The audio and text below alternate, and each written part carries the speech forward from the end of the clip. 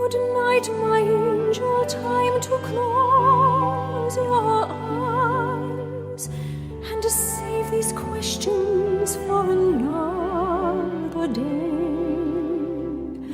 I think I know what you've been asking me. I think you know what I've been trying to say. Hello, Margaret. How are you? I'm very well, George. How are you? I'm doing very nicely, and thanks for taking the time to talk to us in advance of very your Belper concert. Let me start by asking you, what does Christmas mean to you? Well, Christmas to me is obviously about the family, about spending time at home, being able to spend time with the people you love, but also growing up, I was very a part of like the music at home and the choirs at home, and that's really, I suppose, how I began. Because every Christmas we went to midnight mass, and I would have heard the local choirs sing lots of carols, and you know, obviously the one that really stood out in my mind was "O Holy Night," and they used to turn out all the lights and just have the candles lit in the church, and that really used to affect me even as a young child. To me, Christmas was that kind of feeling, that beautiful kind of presence of peace within the church. And now every Christmas I do that in my own home church, and I hope that I'm able to recreate the emotions and the feelings that I had as a child with people that are in the congregation. So yeah, Christmas to me is all about family and being able to feel that sort of peaceful presence and relax as well. And do you have Christmas traditions, things you do year in, year out? Not massive traditions. I suppose really just you know, spending time as a family, everybody home. We always eat the roast ham Christmas Eve. That's a must. We always try and visit as many relatives as we can on Christmas Eve. And just really relaxing and watching films like Home Alone and eating as much as we can. And what's your first Christmas memory?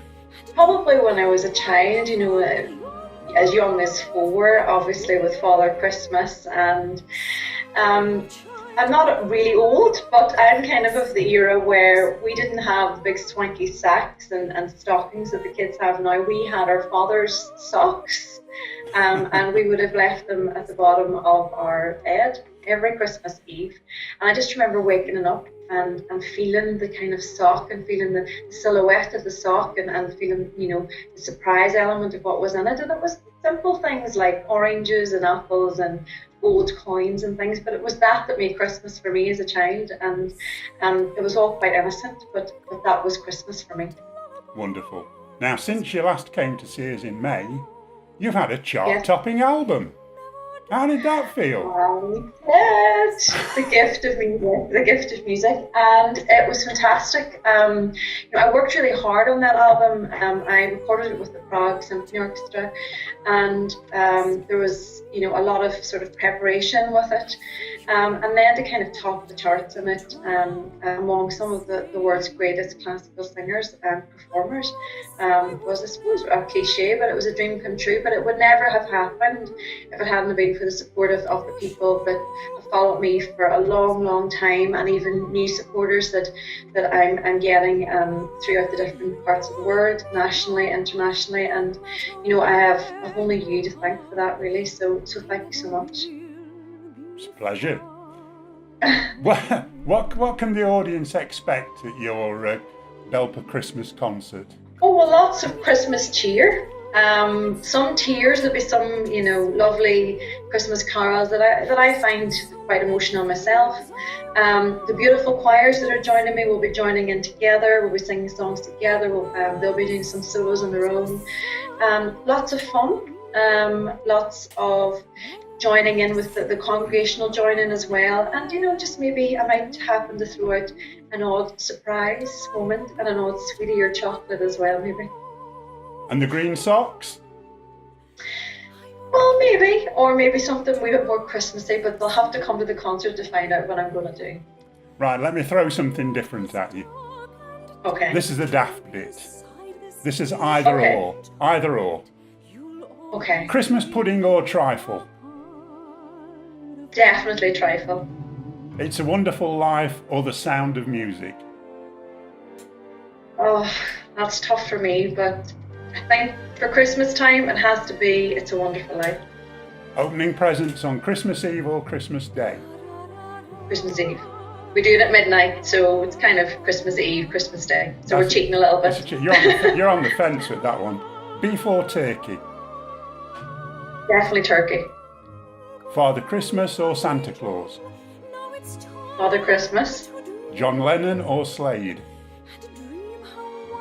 I have to say Slade. Real tree or fake tree? Real tree. Andre Rieu or Michael Bublé? Andre Rieu. And finally, the big question, sprouts or cabbage? Definitely cabbage. I hate sprouts. And Is that it, Joe? If you've just got a message for the people of Belper for Christmas. Well, first of all, I really look forward to seeing them all at the Christmas concert. They were a wonderful audience last year, really warm and welcoming, and this concert promises to be, even better than the last one, with lots of Christmas carols that they can sing along to. And I really look forward to seeing them again and being able to give them a big Christmas hug. Lovely. Well, thanks for your time. Thanks for joining us today. And look forward to seeing you in a fortnight. All right, see you soon, George. Take care. Bye. Bye.